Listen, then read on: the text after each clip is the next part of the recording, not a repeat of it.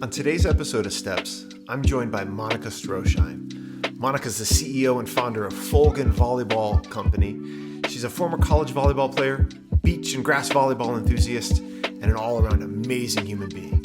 Excited to get into this conversation. Hello, friends. Hey, Monica and I were just talking right before we got started, and we kind of prep and go through things. And she started talking about the last episode that I had with Mitch Sadowski.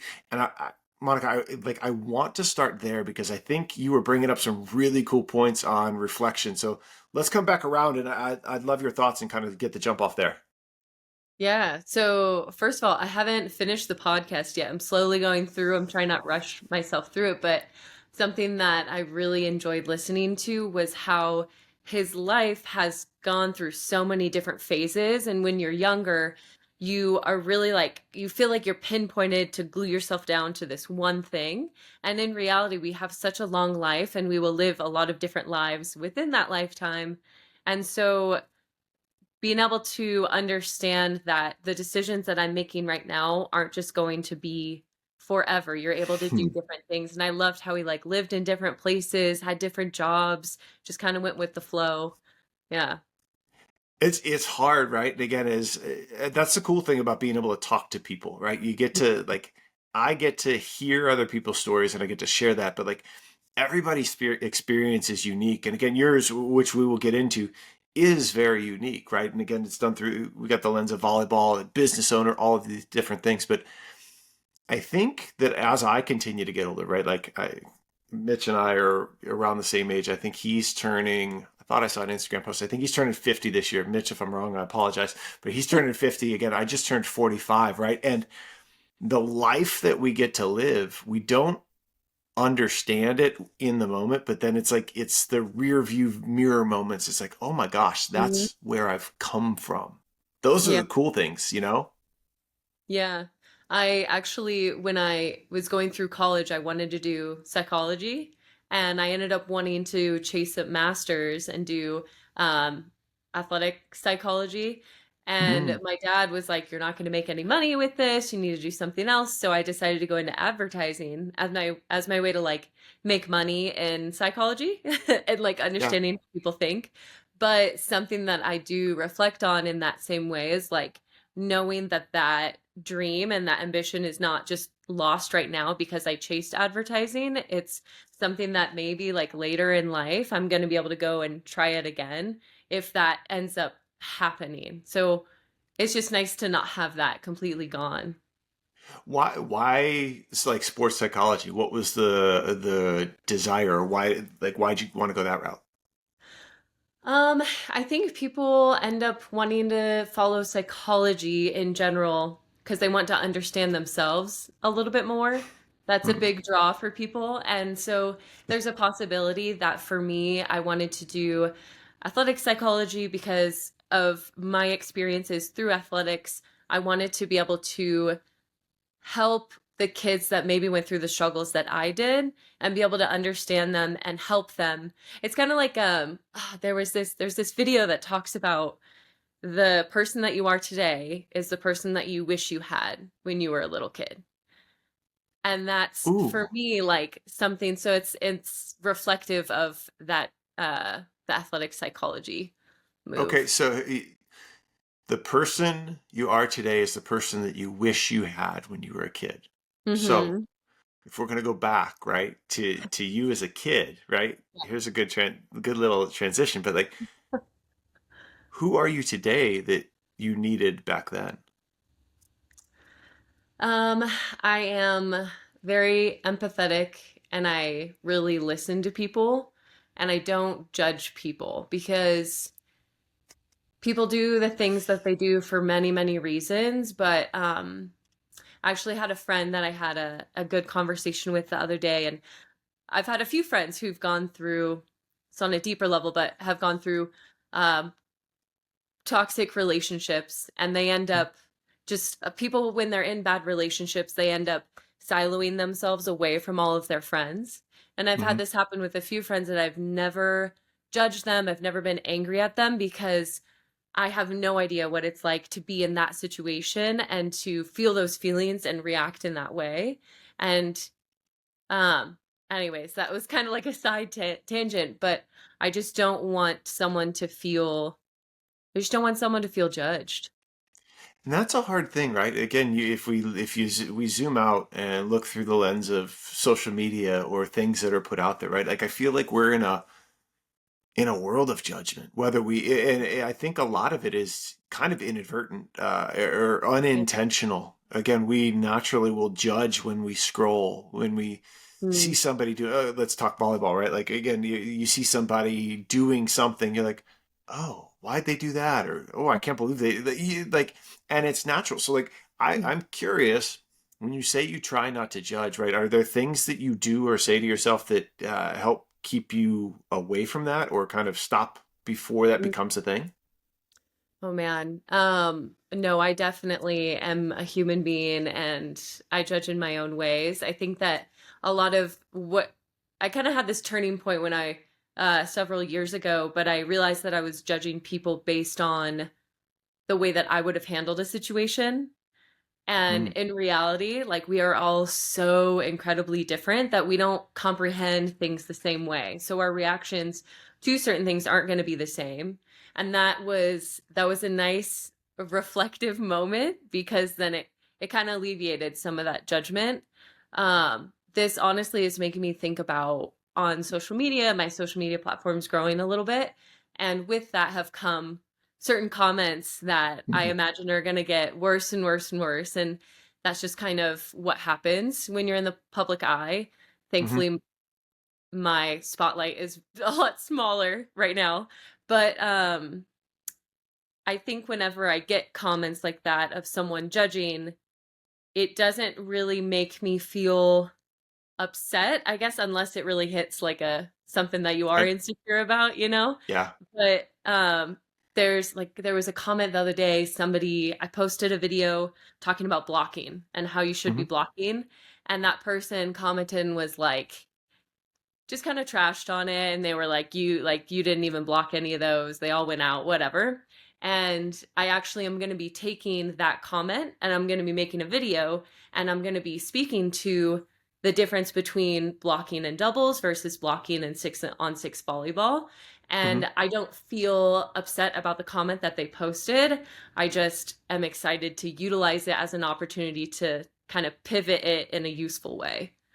See, that's really cool because again, like those comments can, and again, I'm guilty of it. Like we all are, right? You receive a comment and you said, unless it like hits deep down, right? There are those ones that you're just like, oh, and like it uncovers like trauma or whatever, like something from childhood or even Yeah. like a week ago. It's like, but like I love the reframe, and it's easier said than done too, right? Like it's like, okay, Mhm. cool, yes, and I'm gonna flip it, and I think that the it takes a very strong person to be able to do that from the fact that, like, again, if it's something critical, particularly like you're talking sport, right? Sport technique and everything, and we'll get into like your volleyball background, you're playing back, but like again, having been a former coach, I can sit and say something, but that was the cool thing about sport was that there's so many different ways to teach and train and do different skills that like just because this is how I'm saying it doesn't mean it's going to work for you. It doesn't mean it's going to work for the masses, but you got to go ahead and kind of try those things out too. Yeah. Yeah, there's a sweet spot in between. I actually was thinking about that the other day. Like, it's almost like you don't want to stifle creativity. Like in sand volleyball, for example, they started doing the jump set, like the fake, I'm gonna go hit and Hmm. then I jump set. And I could imagine a world where there's some kid who's like, I kind of want to try this thing out. And then Yeah. there's two routes that could have gone. There could have been a coach that was like, yeah, let's try that out. Or there could have been a Hmm. coach that's like, nope, that's not correct volleyball. We need to stick, like, I want you to learn these foundation, fundamental Skills. Yeah. concept skills. Yeah. Thank you. And, but in both ways, like a certain outcome comes, but I can see both points of view, you Hmm. know? Oh, 100%. And again, I think we all do that, whether like parents, coaches, all of those different, like anybody that's been in an opportunity to teach, right? Like I think the thing that we end up leaning into is what we know, right? So again, Yeah. in your two examples, you've got Coach A and Coach B. Yeah, hey, let's try this on. Well, they may have been fostered in an environment to where it's like, okay, hey, big time growth mindset. Let's try stuff on. Let's see what works for you. And then there's Coach B. It's like, no, this is how we do it, and this is how you do the skills, and this is how we get back to basics, and we build off of this. And I don't think either's wrong. I think, and again, I'm guilty of, I think, being in both classes for different things. But I Yeah. also think that it's understanding your audience. I think that's part of the problem, and understanding what they may need and being open to getting outside of our own comfort zone to be able to do those things, you know? Yeah, you have to understand the why of why you're doing something, and that's I coached some 16-year-old boys about a Ooh, year that ago. had to have been interesting. It was fun. Yeah. It was the first like boys team or like because I growing up in Reno, Nevada, there's no men's volleyball here. So Hmm. and then moving to California and being more around it, like I was unsure of how to coach boys. Like I was like, oh, should I make sure I do this or what? There's I don't know, but I ended up realizing that like in reality, it's not that different. And but that one of the players wanted to change his defensive position or serve receive position to like a running stance. Like his feet, instead of being even, they were like Hmm. this Okay. and very narrow, and like you'd be able to move efficiently forward very well.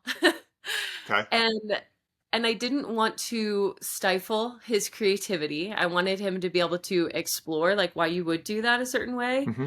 but I also wanted to talk through why you would want to stand with your feet Mm. in a more balanced position because you're not moving forward or back, you're moving side to side as well. It's a very like circular sport.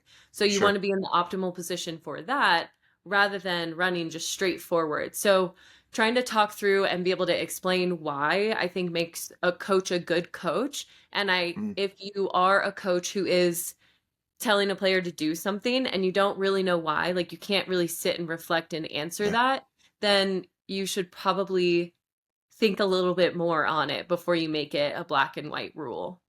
Yeah, I love that. And again, if there's somebody, and again, obviously the volleyball world is so very interconnected, right? And so like, one of my guests early on when I started Steps was Dusty Watton, right? And Yeah.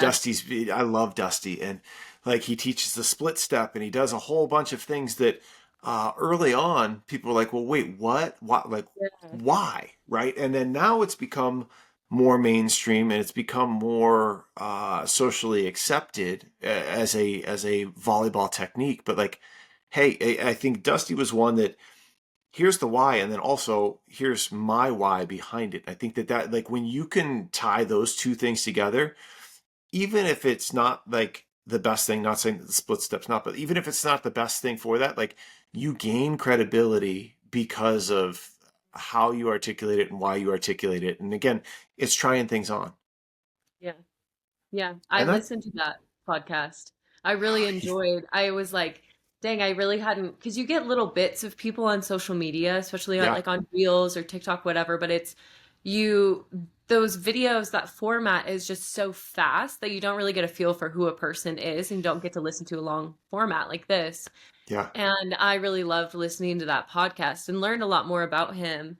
And I'm trying to remember, there were certain parts that really stuck out to me. And I, as I've kind of been in this volleyball world and I've learned more about the different, like Dustin Watton's uh, kind of like classes that he does, you Hmm. can learn so much more. Also, I need to admit that I thought it was nosy buckets for the longest, Oh. longest time.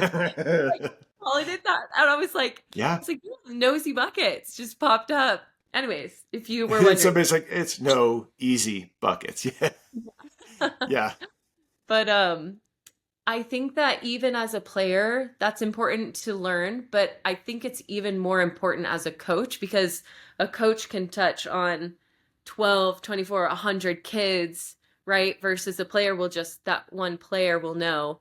Um, there's just so much information out there that is a lot easier to a lot easier to have access to. I Hmm. really like that about his platform. Yeah, I think it's unique, right? And again, I think that as everybody learns different too. We learn that everybody's communication styles are different. So I think that that's one of those things. Like it's exploring and understanding, right? Like how you learn what you want to learn, and then kind of digging into it, right? Like, because again, we are in a world to where information and access to, all of this just wealth of knowledge is out there. But again, that can be also overwhelming. It's like, drinking from a fire hose. It's like, okay, well, I can learn this and I can learn this. And so I think it's, a lot of it comes back to being able to kind of to zoom back out and then take small incremental steps towards where you're trying to go and understand. Again, it goes back to understanding that why a little bit. Um, Yeah. we were talking, right? Like, trying to figure out where we want to go. Like, I kind of want to rewind. And so you said Reno, right? And that's where you were from. That's where you're at now. And I think it's kind of a cool little like transition back and trying to understand a little bit about like who you were back then and kind of that journey that's led you to here. Because again, there's a lot of commonality, a lot of great people we're talking about, but like I really am curious to see like what brought you to this point too. So, talk to me kind of about Reno and early volleyball and kind of all of that stuff for you. Yeah. Um, so I grew up when I was little, I played soccer. I was pretty Yeah. good at soccer, I'd like to think. My dad tells me I wasn't, but I think I was pretty Come good. on, Dad. And then, um, I was just always very athletic as a kid, and my sister ended up getting into volleyball, and I'm 2 years younger than her. I just have the one sister, and so of course the younger sister wants to tag along, and we'd go to these volleyball clinics, and then there was a tryout that she had for a team, and the coaches ended up reaching out to my parents and asked them if I could be on one of the teams Oh, because I cool. think it's like, you're just so young. It's like, oh, this kid's athletic. This kid can serve over the net overhand. Like, Mm-hmm. this is great. We want this kid. So, um, honestly, I haven't actually asked those coaches. I'd be curious to ask them like what stuck out about me. Sure. So they asked, I ended up in sixth grade, I was doing travel soccer and travel volleyball, and it was way too much. I would like for soccer, I didn't have time to practice with our team, so I'd go and practice with the boys team, and volleyball, like trying to fit, it just was like a lot in between the two. And so I had to pick, and I ended up picking volleyball because I have my own thought process. I think volleyball is a very addictive sport because there's a lot of rewards. Like there's a lot of like great Instant. big plays, instant satisfaction. Yeah, like Yeah. anyways, I ended up picking volleyball, and then there was a club that was an hour away, so we would have to drive an hour for practice, which depending on where you live, that's normal versus not. Like in Sure. California, people will drive like 5 hours. Like I don't, they will like have their kids go live in another like city to play with like it's just kind of wild to me how the lengths that parents will go for their kids to play on certain Right. teams.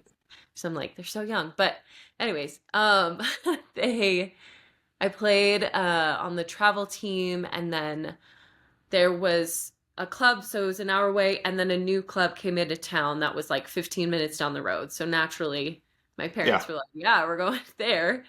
And then I finished my club career going there, which myself growing up, I was always in the gym every chance that I got. And reflecting on it now, I'm surprised that the amount I got so much individual time with coaches, because there'd be time where like my mom's doing like has to go pick up my sister and then can come pick Yeah. up me. And so I have all this time to kill in the gym.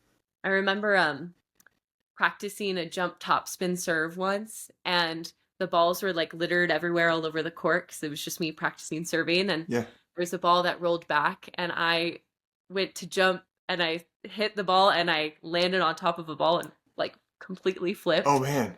in the middle of the gym just alone. Nobody else was there. I will always remember that moment. Bruised tailbone, bruised ego, but Yeah. we were okay. Got back up, had to suck it up. Um, but yeah, I was just always that kid that was in the gym, was always like just communicated a lot. I tried my hardest. I loved like the pit drill, where Mm-hmm. it's like the coach on one tossing the ball. Yeah. Like I was like hungry and ready, and like let's go. Throw it wherever you want. I'm going. Yeah. Um, so that was myself as a player. And then my senior year, my parents were like, we can't afford for club. Like, this is way too much. We have to pay for your college. You would need to get a full ride somewhere. You're 5'8". You're not going to get a full ride anywhere. So you're not playing your senior year, whatever. And my club ended up completely sponsoring my whole year. And I ended up getting recruited and I got a full ride D1 scholarship. And that was the best call to call my dad and be like, guess who just got a full ride? This little 5'8" outside hitter. Oh my gosh. Like, so a couple things that I hear that I want to celebrate, but like I want to also go back to the jump surf story real quick, and not to what I heard from that. It's like extreme focus and almost like tunnel vision, right? Like you were working towards, and like to me, it sounds like that's almost like the microcosm of your club volleyball experience, right? It's like, here's the, like this, I'm so focused on this, right? I'm so focused on getting this, working on my top spin that I don't see this ball coming. There's balls scattered everywhere. I'm so focused on like, okay, I can't do, mom and dad can't pay for club. I'm focused on, okay, this is it. And then there's that moment where you pick up the phone and call your dad. Like you said that, like, what, like, go back to that. What was that absolutely like? Calling my dad. Yeah.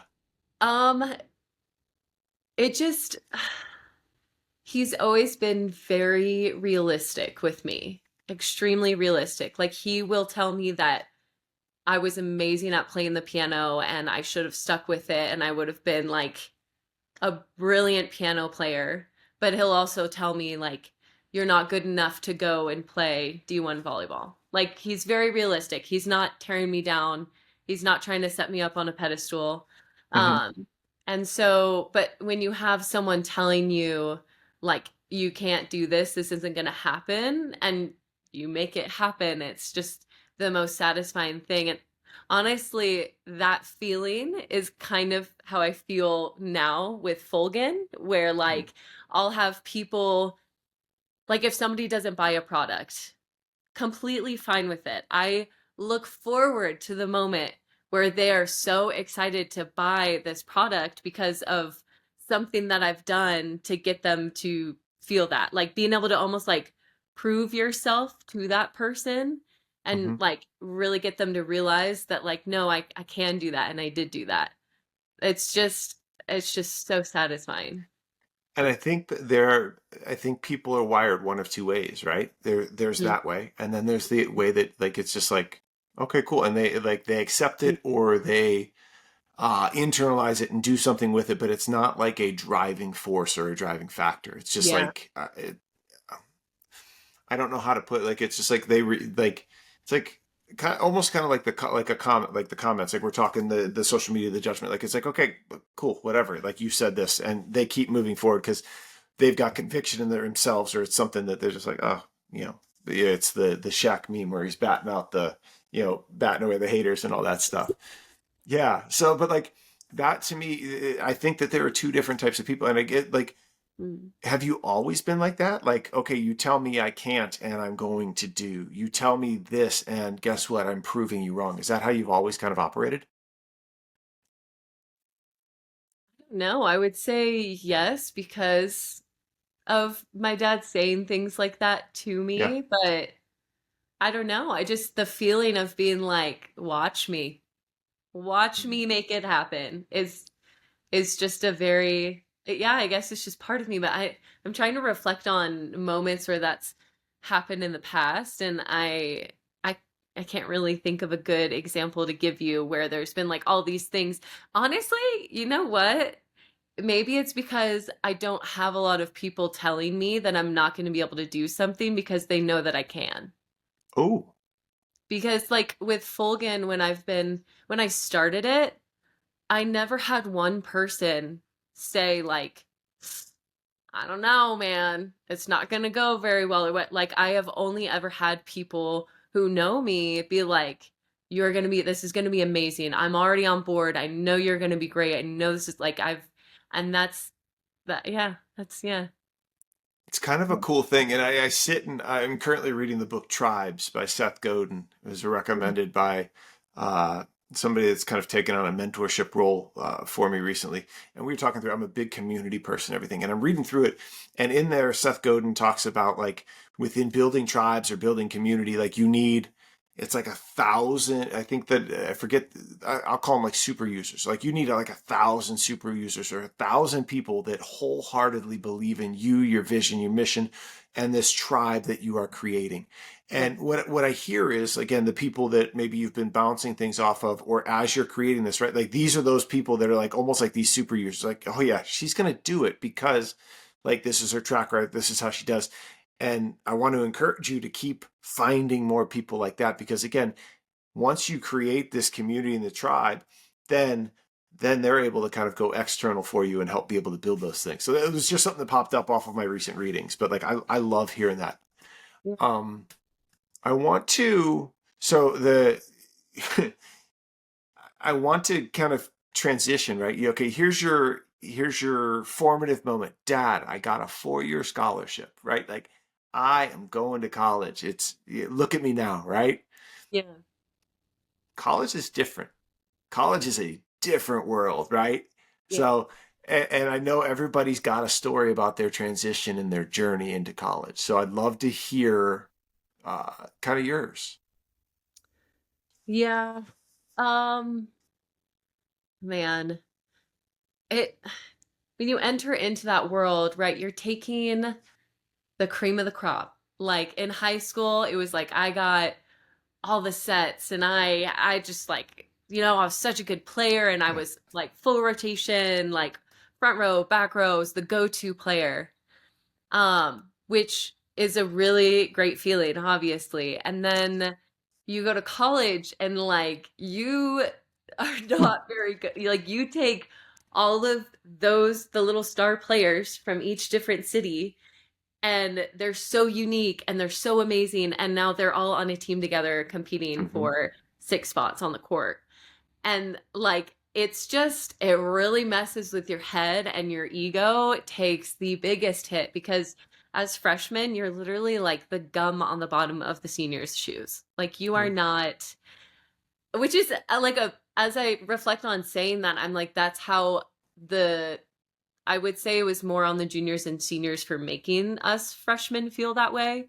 Because I Mm, think you can enter onto a team where because that's such a traumatic moment where you're like, wow, like this is really high level of play that I have to adjust to.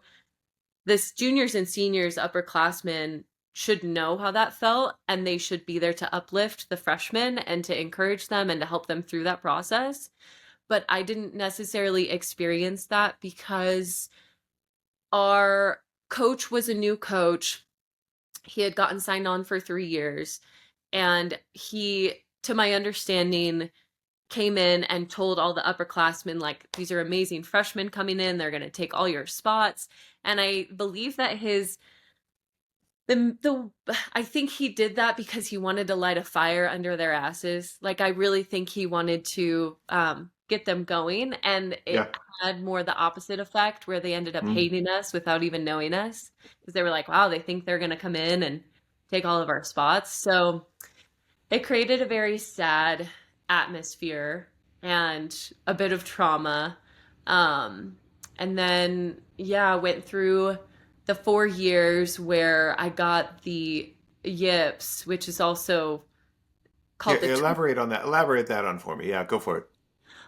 so it's also called the twisties in gymnastics. If you reflect on the year that Simone Biles ended up dropping out of the Olympics, she got the twisties that year where basically your brain and your body are not connecting. Like your it's like your body knows what you're supposed to do, but your brain is like, no, we can't do that. There's just like this immense amount of anxiety that comes along with doing that thing. Mhm. And so your brain won't allow your body to do what it needs to do. So I went from like high level, getting a full ride, do a D1 program, right? Amazing. To not, I couldn't put a free ball over the net. Like I would go to pass the ball and it would bounce off of my arms and go backwards.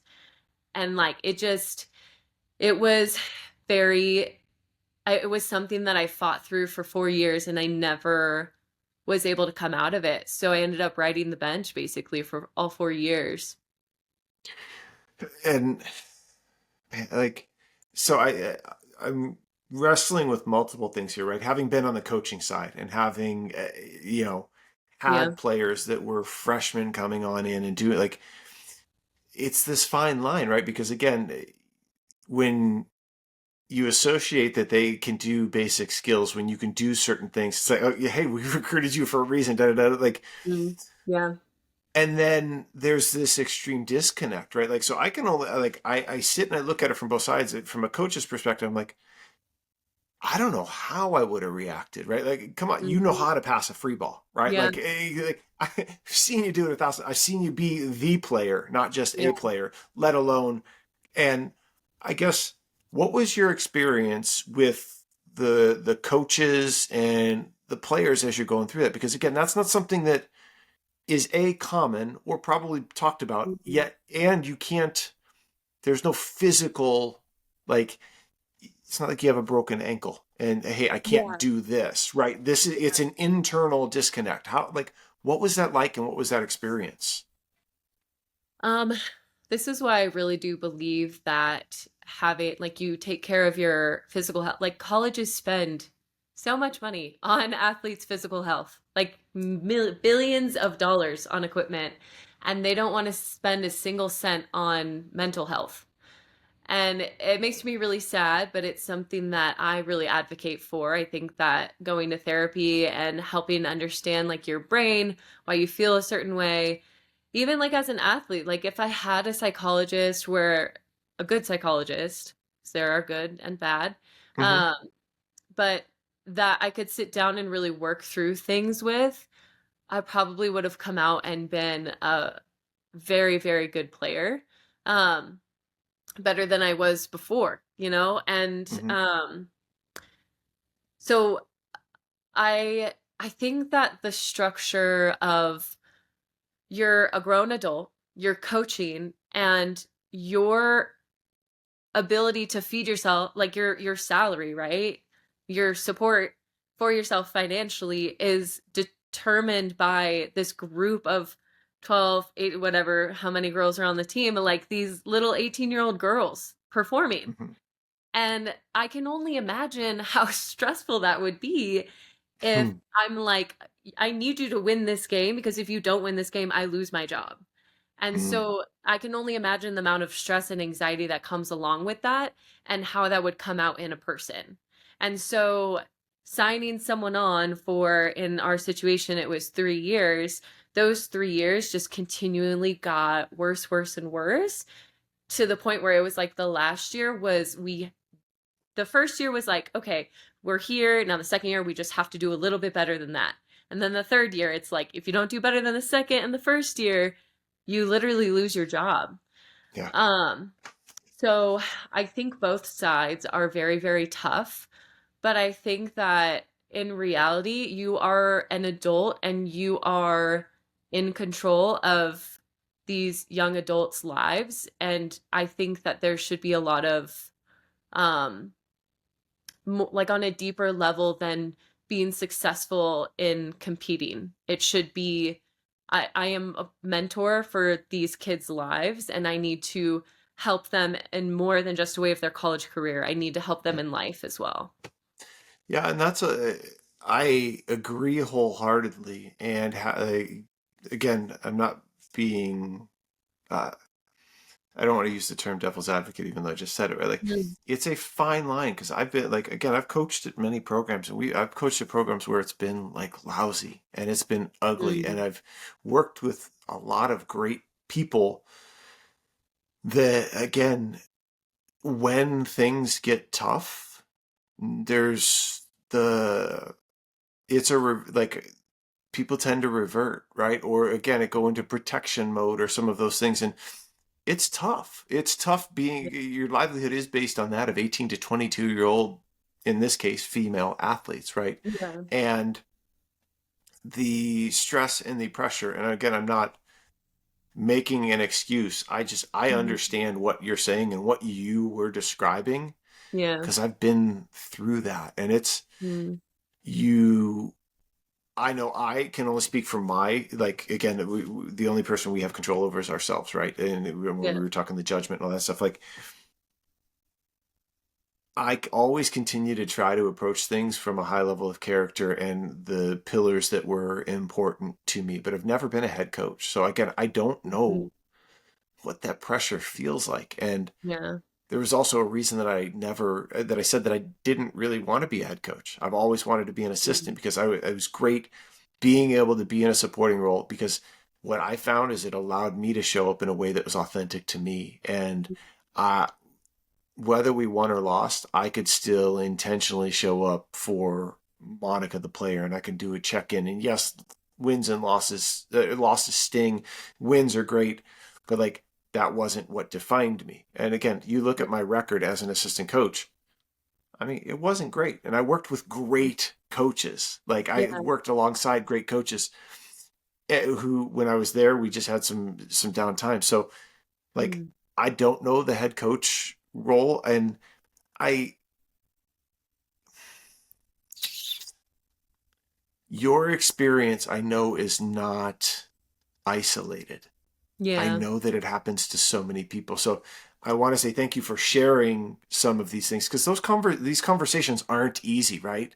Yeah. Again, the volleyball community is small. You're saying these things about former players, former head coaches. It's not like you're bad mouthing. Like this is Mm. the lens at which you lived 4 years and it's your experience and nobody can take that away from you. And I want to say that and acknowledge and appreciate your vulnerability because again, I know it's not easy, but it's also how you viewed things and it's your story. Yeah. Yeah. It's tough because if you don't, people, oh man, how do I even phrase that? Like, there's there's people who will hear the broad statement of like not being taken care of, this was a bad experience or something like that, and it's like, and like it's like I'm not talking about, I made a video on this actually, but I got a comment that really frustrated me because it was like, you should be thankful for what you were given. Like, yes, I was absolutely thankful for a full ride. That's why I never quit. I never even considered the thought of leaving, even Mm-hmm. through all of the trauma that was caused. But it's like, it's not the tough part of being an athlete at a D1 level, at a D2, any in college in general, right? It has nothing to do with waking up at 5 a.m. and going to weights. It has nothing to do with maxing out my squat and then having to run a mile, what I don't know, whatever the training was, Yeah. you know, it had nothing to do with those tough moments. It had to do with a lot of other things that happened that just should not have happened. It just is, in my opinion, it's a person who should be mature enough to recognize that it's just like an abuse of power, honestly.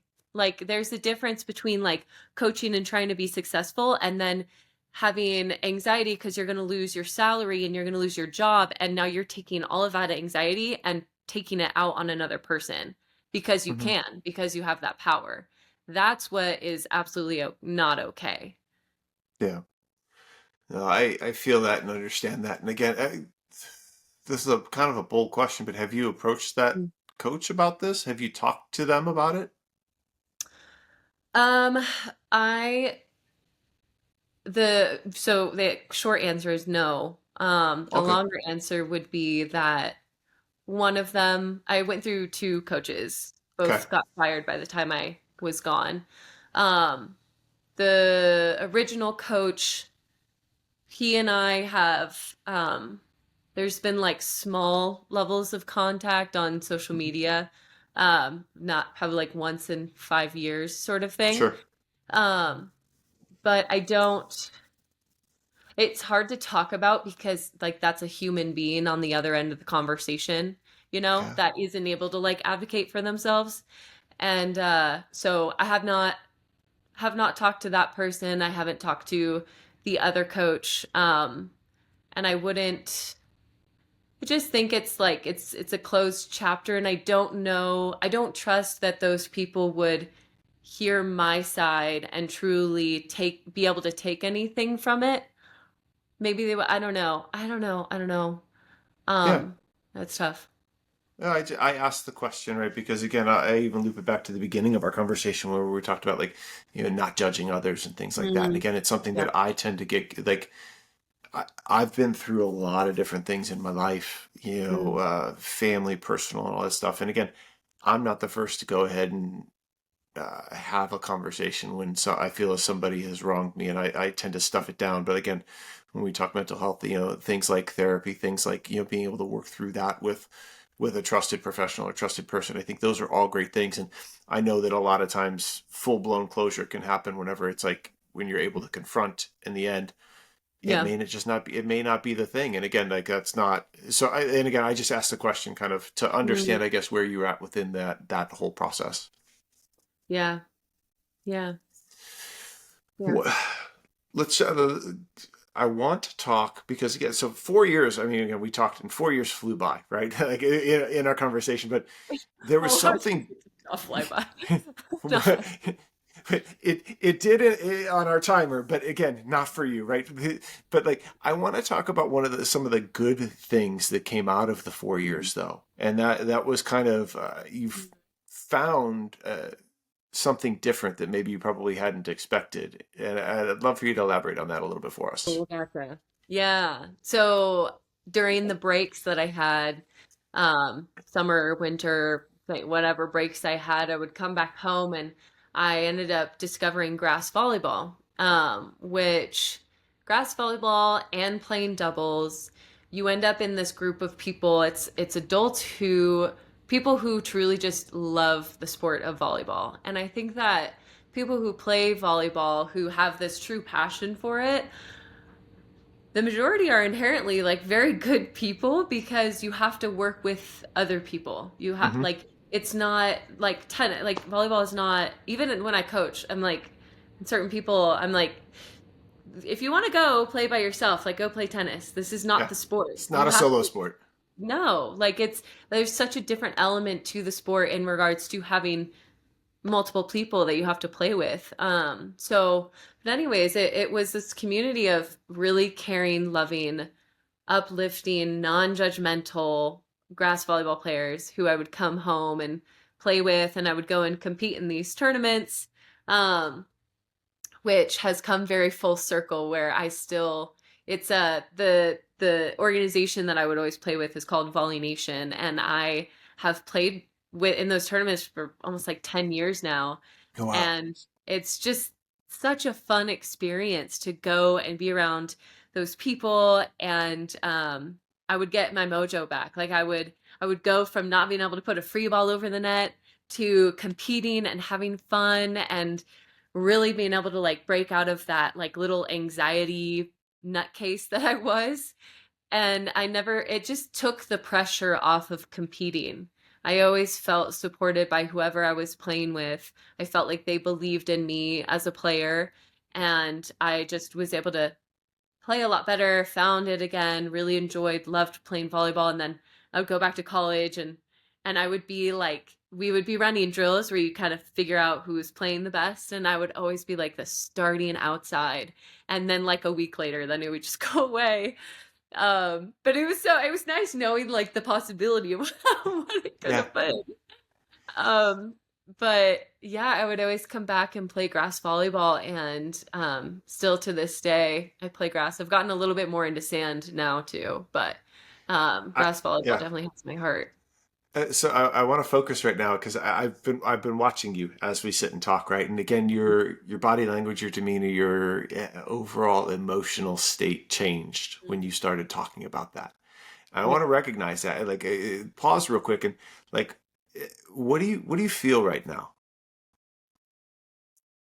I feel so happy. Like I'm so thankful that grass volleyball that I was able to find that, because it would have really just sucked if I had my experience in college and then never played again and never wanted to coach, or like if I just I've learned so much from playing grass volleyball, and it's given me so many friendships. It's given me opportunities to connect with so many people, to travel, to compete against other amazing volleyball players.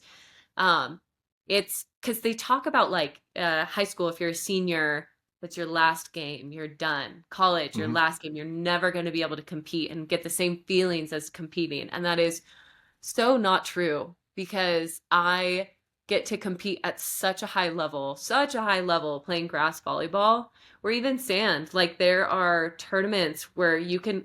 I went to a tournament a few months ago and won $6,000. Like there is Come big on, let's competition, go. big money. Yeah, it's awesome. Like you don't just, it's not lost. It's not all lost. So, So yeah. for those that don't know grass, right? And again, I'm not full blown. Again, everybody, you got indoor, you've got beach, you've got, but like, taught, like, what are the major differences between, like, call it sand or beach, grass, and indoor? Like, kind of let's get people up to speed on it. Yeah, I love that question. Um, because it's something that I've spent a really long time thinking on, and I've Hmm. gotten to experience all three now. So, um, when you play 6 on 6, it's very structured and it's a very fast game that's about angles and Hmm. quickness.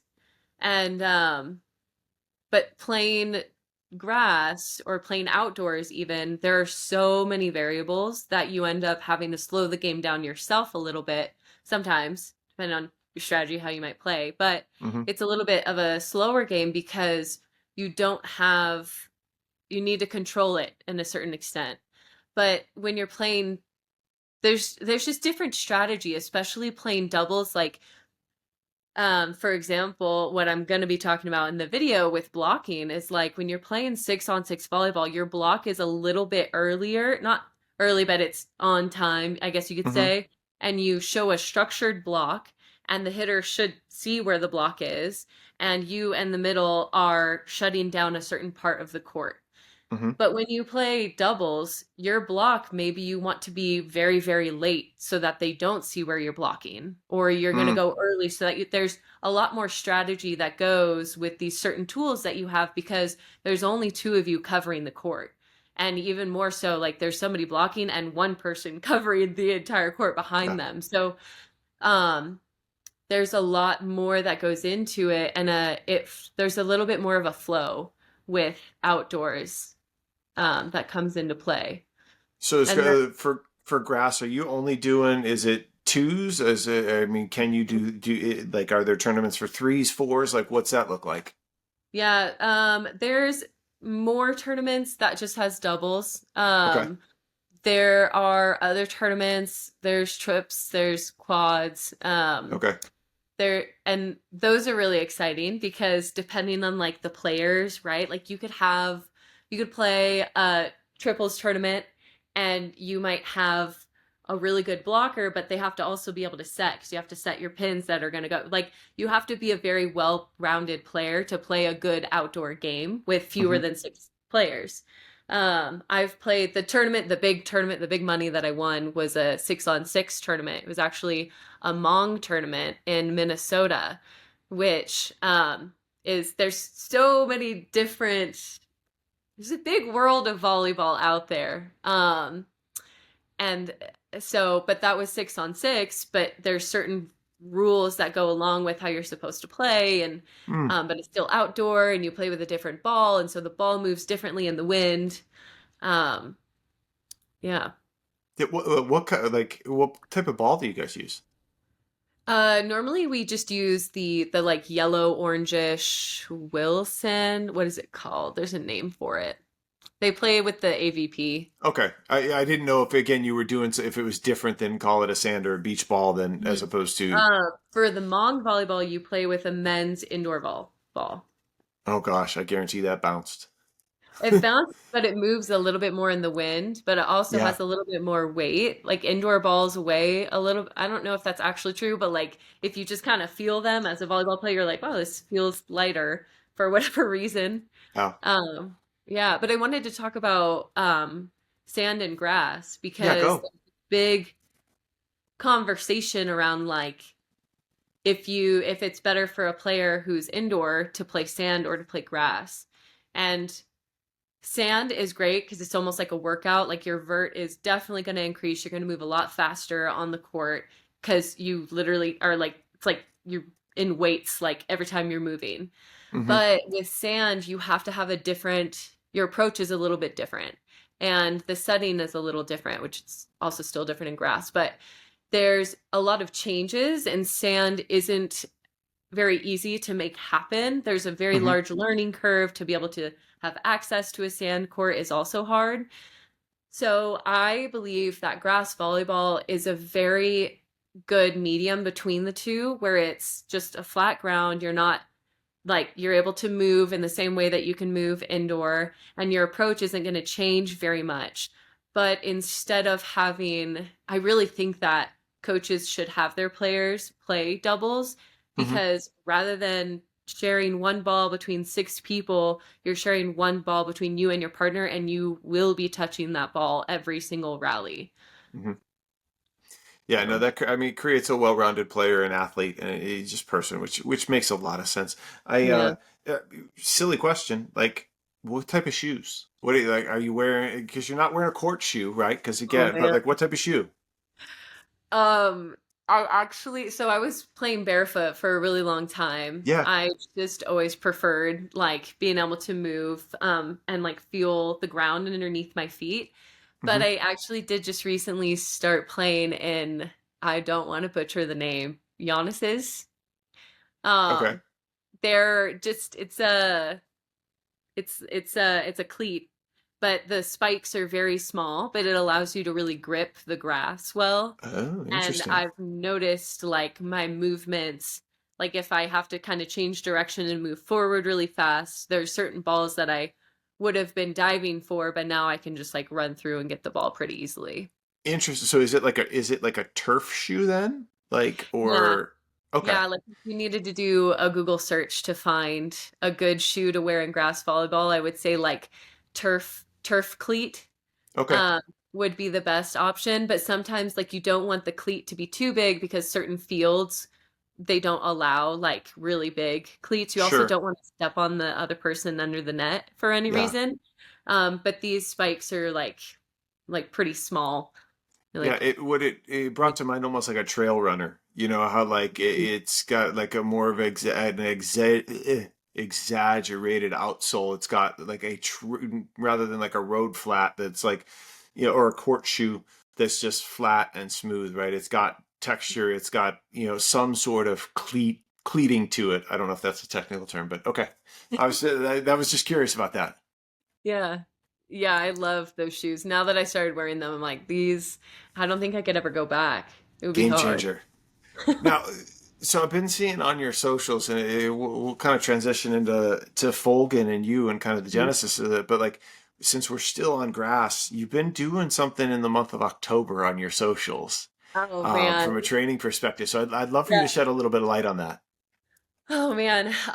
So there's a company called Better at Beach, if you didn't know about it. It's definitely big in the volleyball world. So, but basically they do a lot of trainings. They have a big like program. They have a vert program that you can do, but you have to pay for those, but there's a free 21-day challenge that they do where you videotape yourself doing these workouts that they have every day for 21 days, and you post the video, and then there's like a prize for the winner at the end. I think you go into Hmm. a drawing or something. I'm not quite sure.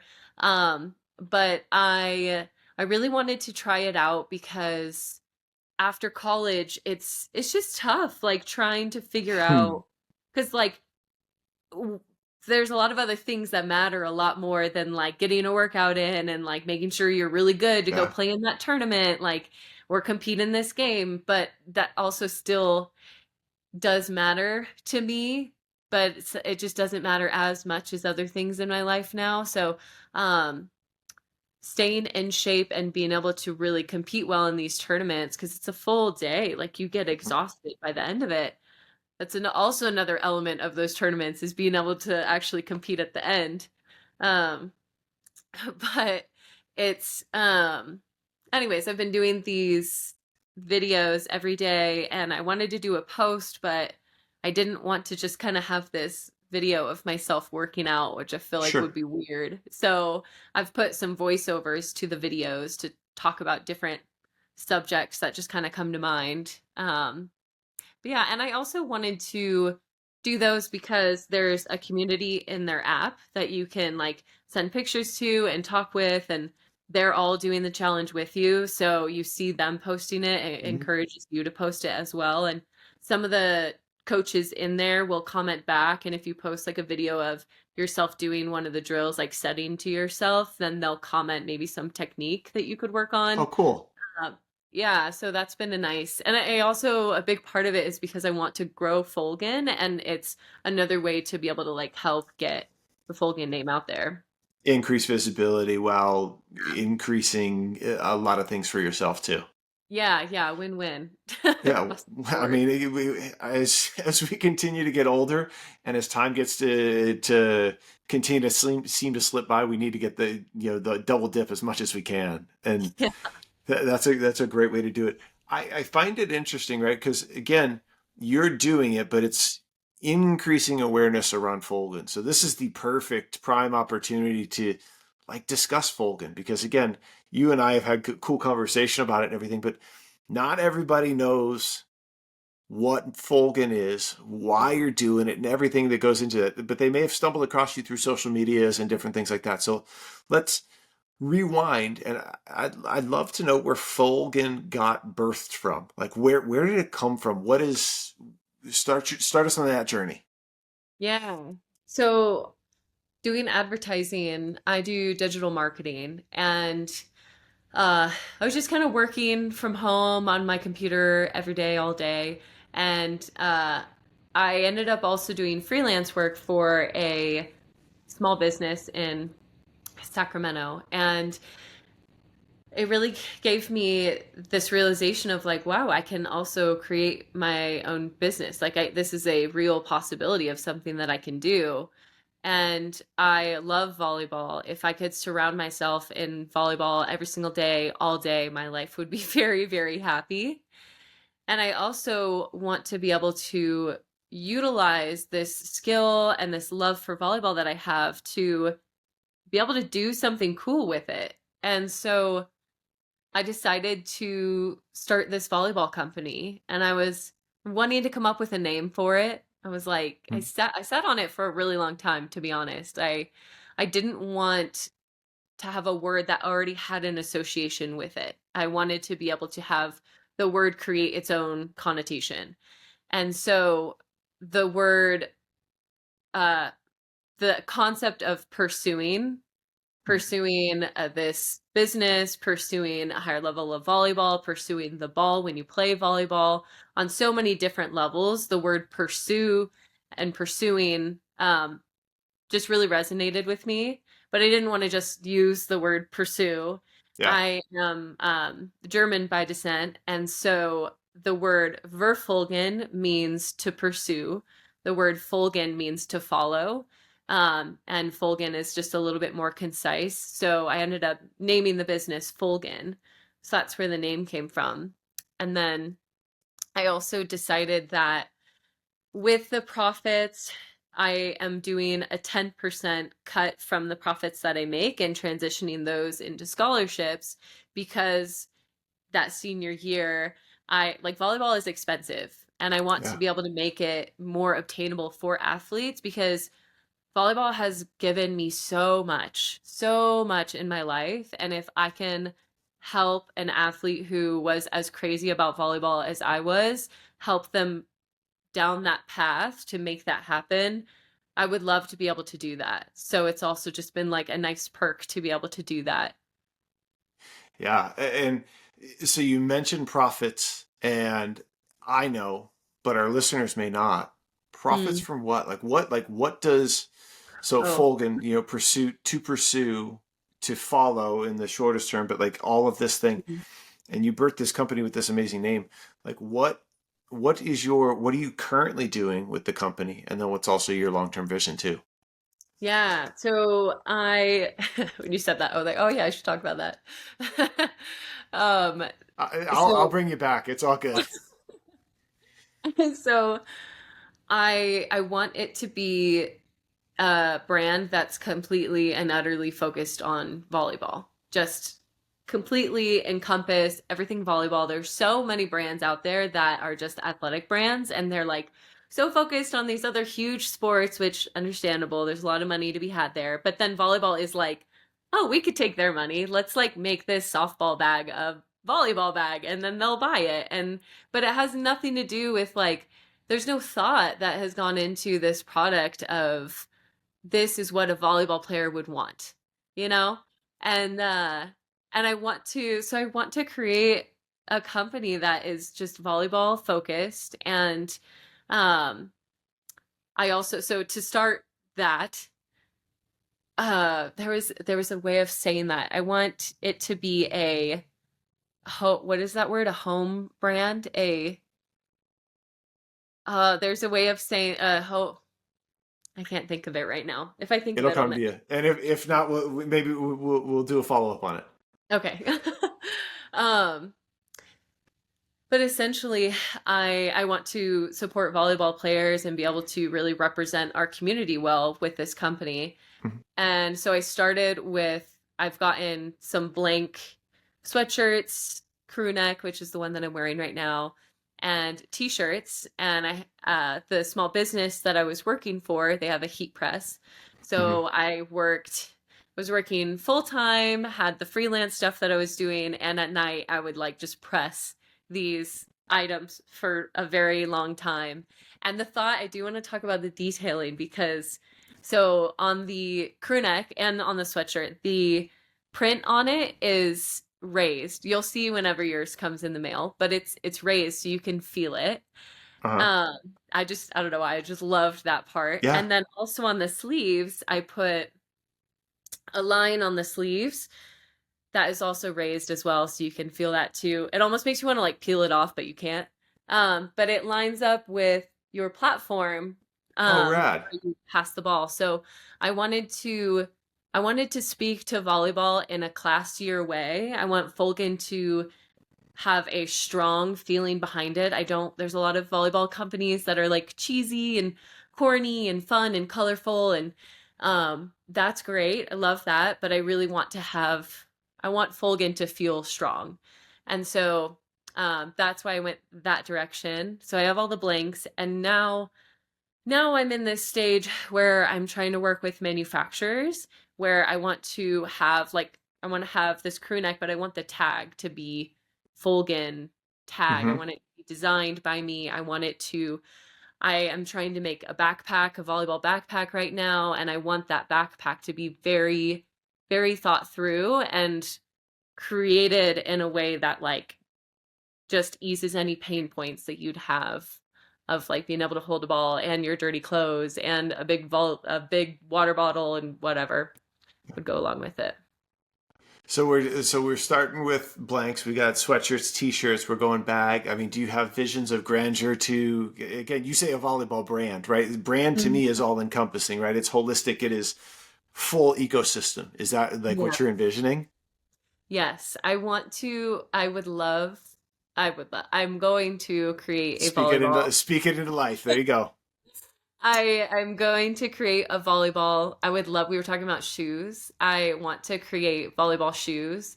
I went to Vegas for this, it's called a magic convention where manufacturers from overseas come and it's like a bunch of vendors and you can go and look and talk with them. And I was able to make a bunch of different connections, and I ended up talking to a few shoe manufacturers, but it's just a very big step. Yeah. It's like, okay, you're here, you made the name of your company. Okay, you're here, and now you made your website, and then you got your product or whatever. But now the manufacturer step is just like Yeah. 5 to 10 steps in one. But yeah, I want to have a volleyball. I want to be able to have be able to sponsor an entire tournament and have like Folgen gear and gift bags and just, yeah, I just want it to be a household name. There you go. Who's The who's your word. target audience? So you and I actually had a call. The Yeah. audience doesn't know this, but you and I had a call a little while ago, and you were asking me a lot of business questions, which I Yeah. was very, very thankful for. But it was tough. Some of the questions were tough because it's like you get asked these large questions, and I'm like, I don't know. I just wanted to create a volleyball Yeah. company and have fun, you know? But if you really sit down and reflect, those are all great questions to reflect on. It's extremely helpful to do that. So first of all, thank you for doing that with me. Yeah. It was Um, easy and fun. but through that, we ended up realizing that my audience is the adult volleyball player who just finished their 9 to 5 and they go and play in their weekly rec league game and they love volleyball so much that they are willing to spend a little bit more money for something that they're going to use every day, every single week. Something like a player like me who just spent whatever, $100 on some shoes that are going to make me better at playing this Hmm. sport that I love. That's my passion, you know? Um, yeah, yeah, that was interesting. That was a nice realization. And I think as businesses get created, and I do want to dig in kind of on the business side of things, because you're doing a Mhm. lot of really unique things from your socials, and I'm sure there's a lot of Mhm. learnings that anybody that wants to start a business can kind of come from. But like again, you can't be everything to everybody, and that's something that again, I- it's hard even for me to sit and who's my target audience for the podcast? Who's this? Like if I want to create something like, and like I applaud you for the conversations that we had, and then kind of the realization that no, this is okay, and we're going to define, and we're going to kind of keep tweaking it and keep figuring it out along the way, which is really cool. What have been some of the biggest learnings so far? Oh, man. Biggest learning moments. It's, I guess, from what you were just talking about with like trying to figure out that target audience. But you also don't want to like exclude anyone because you're like, I'm going to make this plate as big as I can make it because then I want the max amount of people to be on this plate and whatever. So it's tough trying to narrow it down and being scared of making this plate smaller and having people fall off of the plate. Um, Yeah. as far as like the biggest learnings, oh, I had so Volley Nation that I've played with now for like Yeah. 10 years. They have a really big tournament in Tahoe that they have every year. And if you're listening to this podcast right now, you need to go to this tournament because it's epic. Um, but it's in the beautiful Lake Tahoe area, and there's the prize is like I don't know what it was this year. I think it's like it's over $1,000 and it's 2 people, so I think you probably leave with $1,000 if you won the like Dang. pro division. Yeah. It's a little chunk. But we ended up doing a collab shirt that was blue, and I've only ever worked with black shirts with white print on top. So it was a blue shirt and it was this colorful design that had some purple on it. And I tried, we ended up mixing the two brands together, which I love collabs and collaboration Hmm. in general. I think it's really cool to see like two different concepts brought together. Yeah. Um, so designed that, printed it out, pressed. There was a little bit of a rushed timeline because of some issues that you normally hit in business, you know. And it rained, it like poured the first day, and I pretty much almost sold out of all of the shirts the first day. And one of my good friends ended up wearing the shirt that day to play in, and she sends me a picture the very next day. And basically, the purple on the print had bled all over the shirt from the rain. And Oh, basically, had ruined the shirt. And she sends me a picture of this, and I'm like, crap, like it was very stressful. I'm Um, sure. I'm sure there were other choice words other than just crap. I mean, I'd imagine a moment like that, you're starting to reel a little bit. yeah, there were also a lot of things happening that day on top of that that like just kind of stacked onto one another and Yeah. ended up in this moment where I'm like in the middle of this game playing and I feel like I'm gonna vomit because I have so much like stress with everything going on. So, um, we were doing that and there are so many layers to that moment because it's more than just, oh no, this shirt is ruined. I need to figure that out. It's the depth of, oh my gosh, I've just pretty much sold out of all of these shirts and I'm a brand new brand and I'm a little bit more expensive. This isn't just a $10 shirt that you just bought, whatever, I'll just throw it away. Like it Hmm. was a more expensive shirt and there's so many things that come along with that, but also this is a collaboration with somebody else. So I hope that we're both on the same page of how we should handle this situation Sure. because thankfully we were. Thankfully, we basically had a very short conversation of, oh my gosh, I need to sit you down. There's a problem. There's a problem. I'm just going to whisper this in your ear so nobody else can can hear what just happened.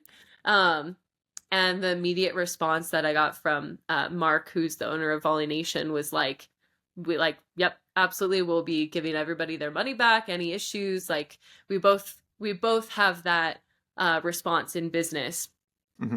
thankfully. But it makes you realize that, like, oh, if I do a collaboration with someone, like, I need to trust the person that I'm working with because there are things that can happen. Thankfully, though, the friend washed the shirt and all the print, everything, or the not the print, but the color came out. It was completely fine. But yeah, there was a big learning Oh my curve gosh. there.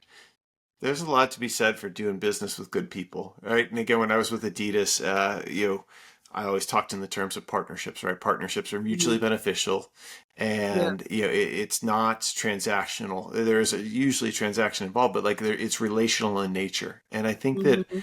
anytime you're doing business, or even I'd even say like this is a what we're doing here. Yes, I'm hosting and steering through conversation, but this is a partnership. This is a conversation. It's relational in nature, right? Like Yeah. mutually beneficial. And I may ask something that you may not like, and you may answer, but like understanding that there's kind of grace along the way. So like it's really important to kind of vet and be comfortable with people you do things with, and Yeah. that's something I've continued to learn over the years and continue to, right? Like it's not, Yeah. you have to be strategic.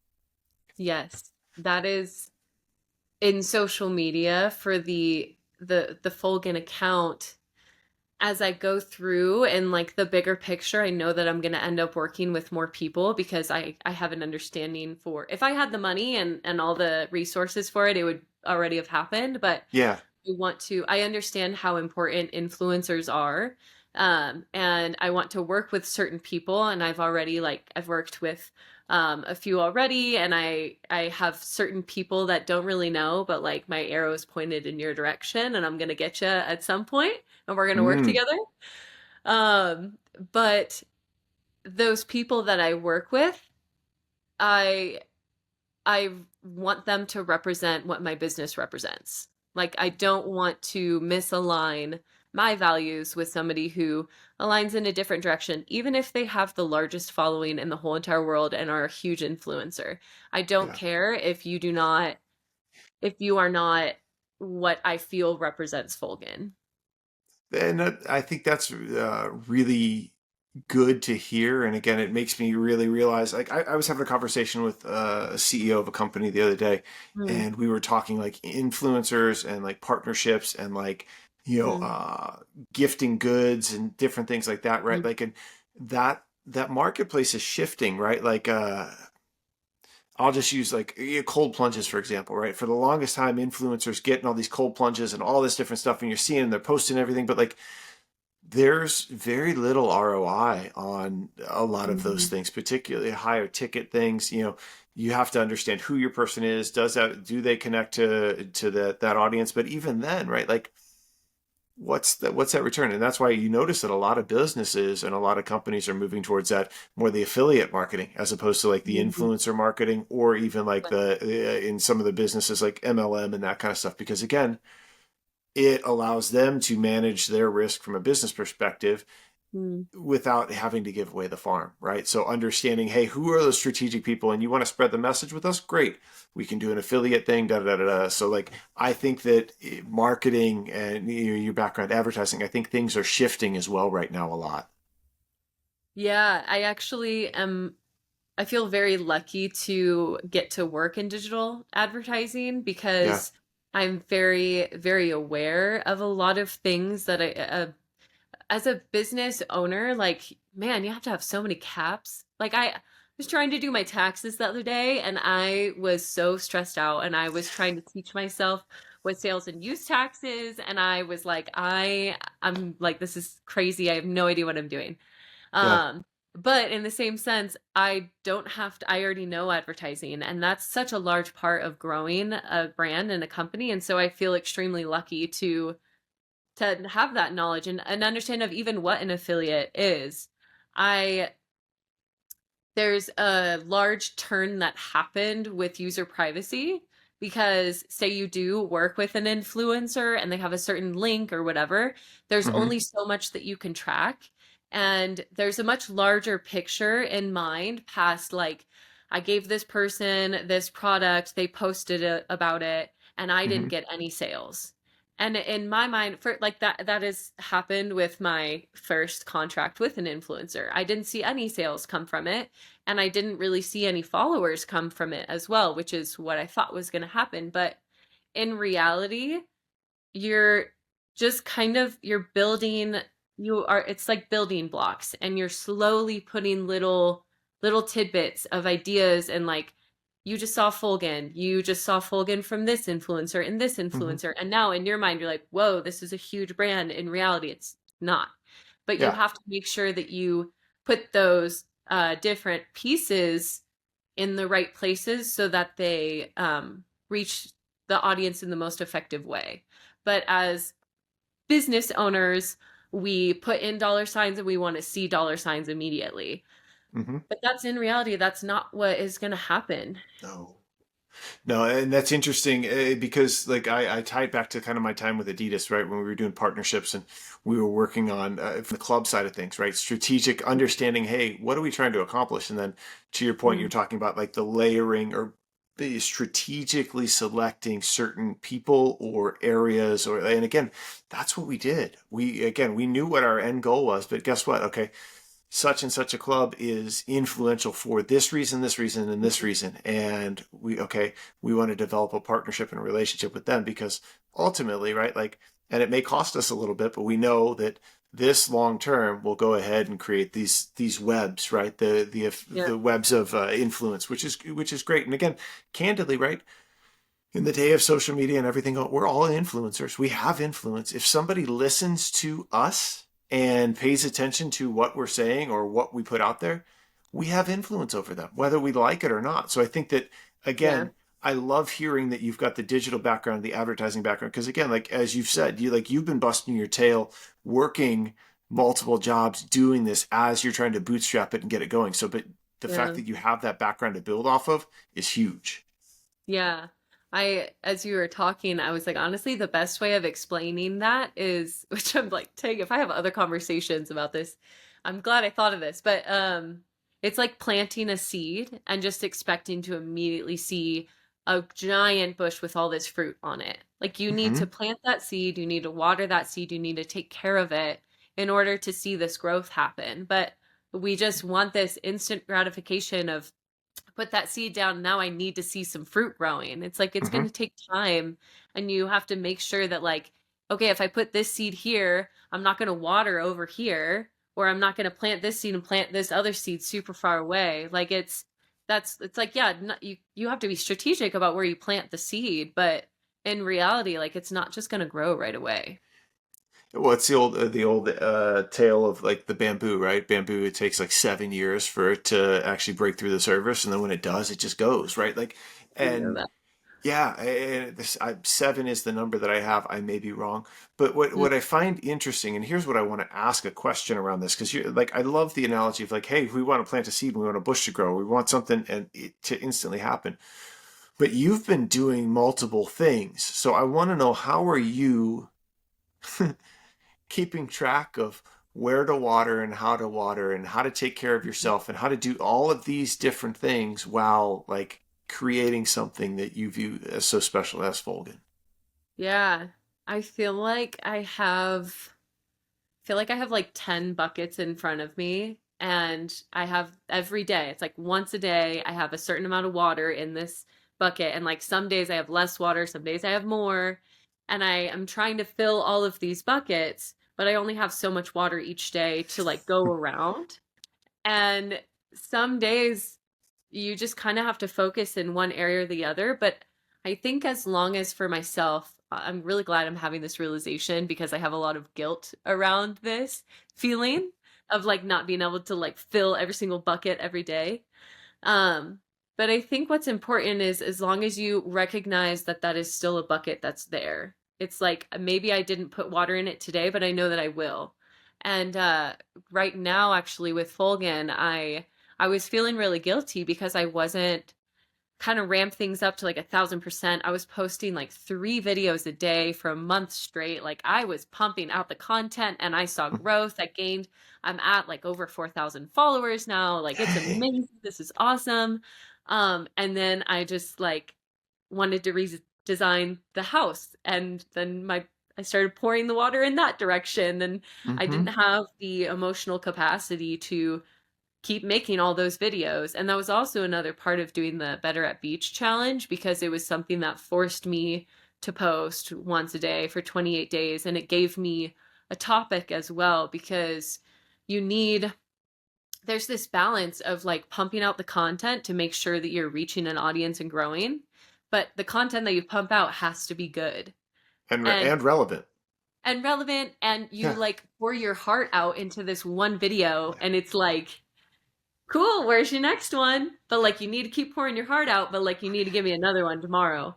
Yeah. So it can be very defeating for sure, but allowing myself to lean into creativity and not like the second I get some fun idea or I see a trend, like just immediately doing it. Like not allowing myself to be like, okay, maybe like if I just have an idea, I'm writing it down, I'm chasing that idea because it's not going to be there for long. Well, that's it. Yeah, I mean, again, I think Rick Rubin in his book, it talks about like, I mean, again, when an idea comes to you, you need idea or something comes to you, like in the moment, you need to act on it because again, it doesn't stick around. It's not like it's, kind of how the universe or God works, right? Like the one thing that when I was hearing you talk, the word that kept popping into my head was grace and being able to have grace with yourself and then kind of with what you're building because I think as I take a deep breath, right? Like it even relates to kind of me with this podcast, right? Like, you Mm. mentioned the pumping out, and I got to do this and I got to do this. And we put these pressures on ourselves.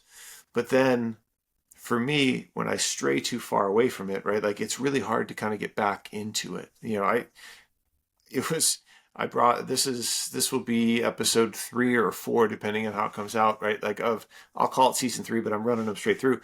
But when I brought the first one back with Colin, it was over a year since I dropped another podcast episode. Mm. And again, this is something that in the past, whenever I've talked to people, they're like, "Well, like if you could do anything, what would you?" I go, if I could host a podcast and tell people stories and impact lives along the way and get paid to do it along the way, I Mm. would do it for the rest of my life." But yet, it's we get so caught up in so many different things. So I enjoyed the visualization of the buckets. And for me, it's like if you've intentionally put a bucket out there, right, it can still sit. And just so long as it's still there, right, like you get to determine if and when you want to come back. But then there's those moments where like, hey, you need to have an assessment of these are all my buckets. This doesn't serve me anymore. Yeah. And this is, and so like as you were talking, that was kind of what was going through my head, particularly through, again, my current life circumstances. Man. Yeah. It's, I think that there's another layer. I'm curious what the metaphor would be for that, but it's like if you tell people like Folgen, right? I mean, this isn't going to happen ever, but like what if all of a sudden I just decided I didn't want to do it anymore? You know, what if I decided like this bucket doesn't serve me anymore? But Hmm. then there's 4,000 people who like invested into this bucket with me in a way, or however many, but like Yeah. and then it's just gone. And like that just, so there's a lot of layers of like, if you do something for yourself versus if other people know about it, which honestly makes me think about something like working out or things that you just do for yourself. it's a Hmm. lot easier to let that bucket get rusty and dusty, is covered in spider webs in the Yes. corner because like nobody else knows that it's a Yeah. bucket that's there, so they don't notice if it gets watered or not. Yeah. And again, if you take it, so you talked to metaphor and everything. I mean, to me, it's the old adage of, right, like you're working at a big company for so many years, right? And again, this may sound morbid, but if somebody's working at a big company for so many years and they die, right? Like, and Mm, a week later, their desk is cleared out and somebody else has taken that desk, right? The mhm, attention is gone very quickly from that person or that thing, right? Like that has failed to exist. And I think that that's kind of the world that we live in, right? So mhm, it's understanding, right? Like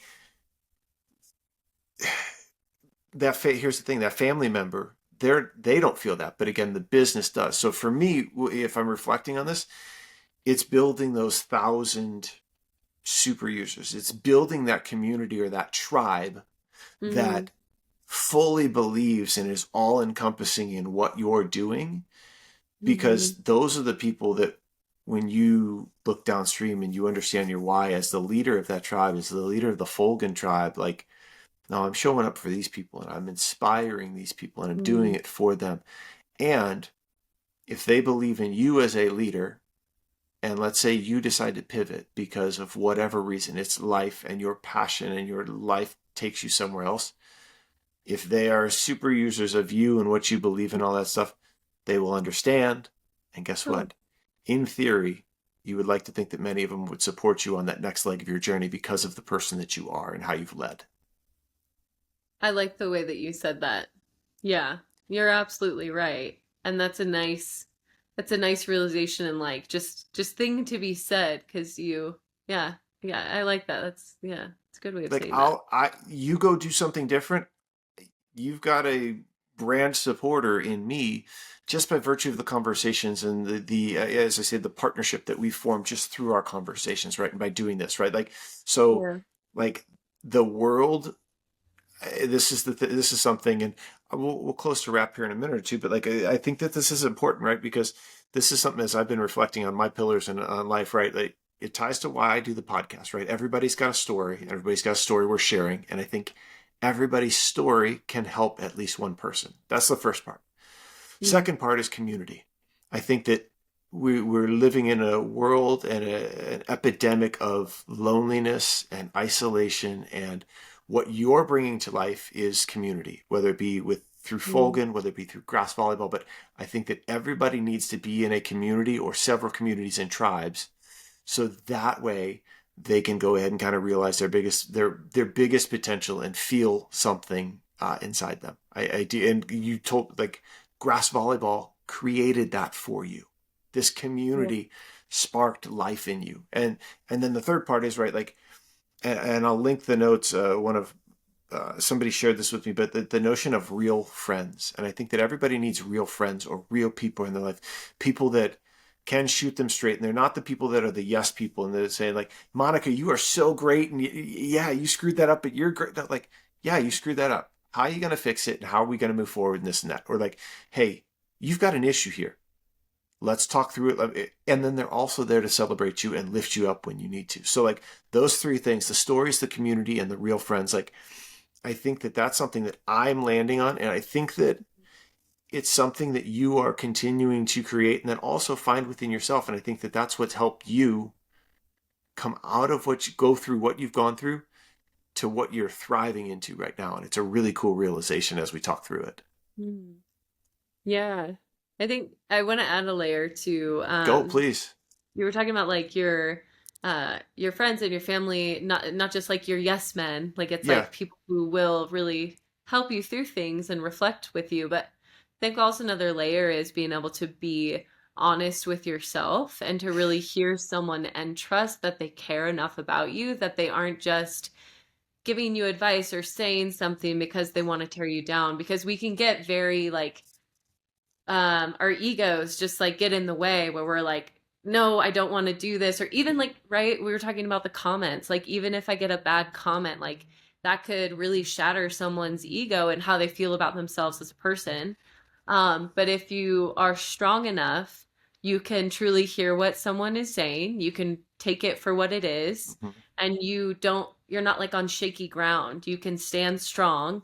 You can see this wind coming and you can stay strong there and still just like understand what someone's saying is and be able to take it and uh take like a positive take information from it and actually benefit from that information.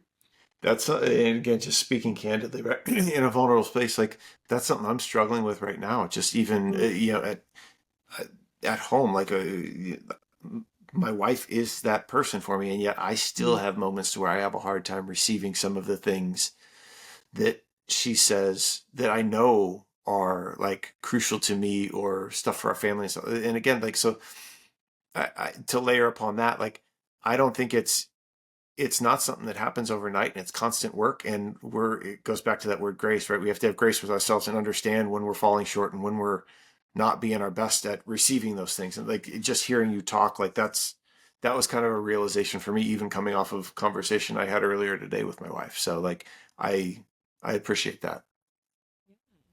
yeah. Yeah, something to give Whew. them. It would be like if you trust the person enough to be like, dude, you're standing on boiling water right now. Like go and stand over here. And you're like, okay, I trust you. I'll go stand over there. Yeah, and that's trust Yeah. is a hard thing, and again, I think that ties back to sometimes trauma, previous history, all that stuff. But again, like that's like there's lots of layers there. And again, that but Yeah. understanding that where you are right now is where you are. The past is the past, and you get to decide where you want to go forward. Like Yeah. that's yeah, Yeah, you do. You really do. You get yeah, to decide whatever the heck you want with your life. yeah. Wow, we've gone full circle. Yeah. Man, I'm looking like hour and a half. This has been a rad conversation. And like Oh, as I go, yeah. as we look to like kind of close this, I want to Yeah. know, you can give socials and all that stuff at the end, but like, is there Mhm. anything that like we didn't touch on, or anything that you really want to like leave people with?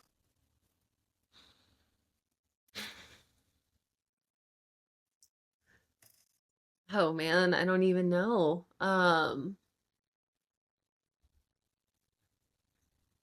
I just really want people to get to know me and to um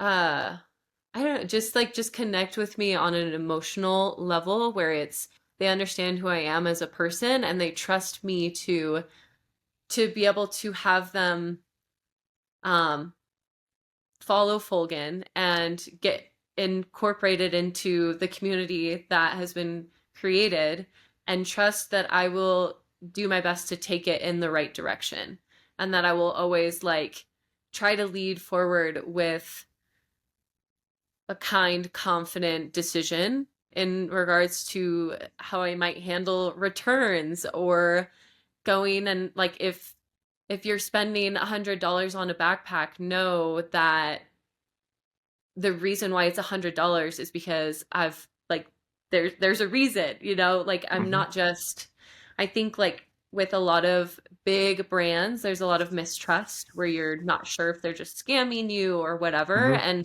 Um and so I want to create trust with my community of who I am and if anybody comes and says hello and wants to sit down and chit chat about their volleyball journey or life or any struggles they're going through or like accomplishments they've had. Like there was a girl who just messaged me about a scholarship and she told me that she just made the travel team this year, and Hmm. her family's like trying to be able to support her to do this travel team. Like just hearing that, I just was like, I don't necessarily have money to like give you right now, but first of all, like congratulations on making that Yeah, team. I love that.